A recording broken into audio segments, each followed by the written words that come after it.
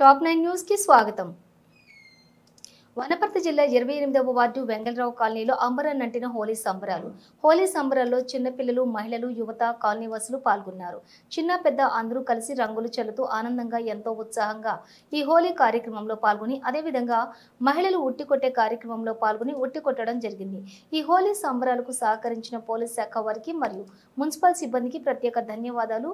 మీ కోట్ల శిరీష రవి.